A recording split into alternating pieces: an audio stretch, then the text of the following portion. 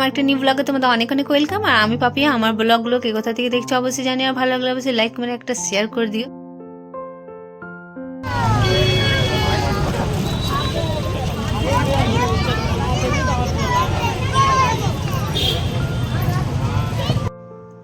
আর এটা হচ্ছে আমাদের সিদ্ধেশ্বরী মন্দির, যেটা বড়া করে।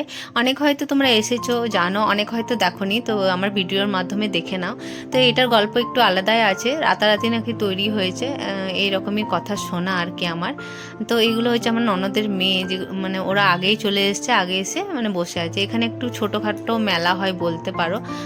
আর রাধাকৃষ্ণের মন্দির, এখানে কীর্তনও হয় খুব বড় করে। অবশ্যই তোমাদেরকে দেখাবো আমি সেটা। বছরে বছরে হয়, আর খুবই ভালো মানে হয় আর কি, অনেকটাই ভিড় হয়। আর এটা খুব বড় একটা মন্দির।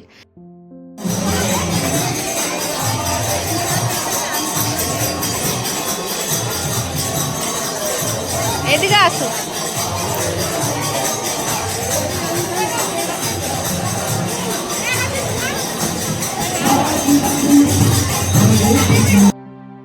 আর এই দিকে করে আছে রথ, মানে যেটা রথ টানছে আর কি। তো আমি ভেবেছিলাম আমি হয়তো রথ টানতে পাবো না, কিন্তু আমার ভাগ্যটা সাথ দিয়েছে বলতে পারো। তো আমি কোনো বছরই রথ টানতে পাই না আর কি, কিন্তু এই বছর আমি টেনেছি, আর আমি ভীষণ হ্যাপি। আর দেখতে পাচ্ছ কতটা ভিড়, দেখো। আর সত্যি এতটা ভিড়ের মধ্যে মানে এতটাই ভালো লাগছিল রথটা টেনে, আমি বলে বোঝাতে পারবো না। সত্যি মানে মনের আশা আমার পূর্ণ হয়েছে বলতে পারো তোমরা।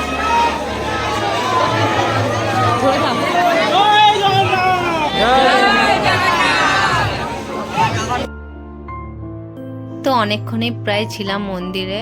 আর অবশ্যই তোমাদের মন্দিরটা পরে আমি ঘুরিয়ে দেখাবো, কারণ অনেক বড়ই মন্দিরটা। আর খুবই ভালো লাগলো। তো এবার বাড়ি ফিরে যাচ্ছি, তো চলো বাড়িতে যাওয়া যাক।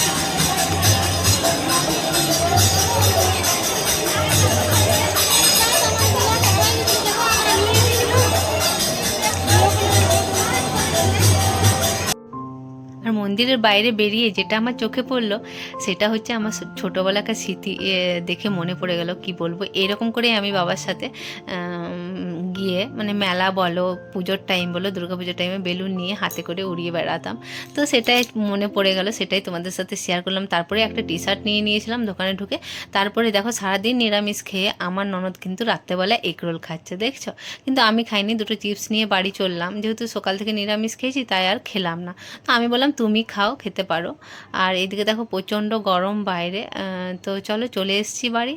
আজকের মতো ব্লগ এখানেই শেষ করি, দেখা হচ্ছে নেক্সট ব্লগে, টাটা।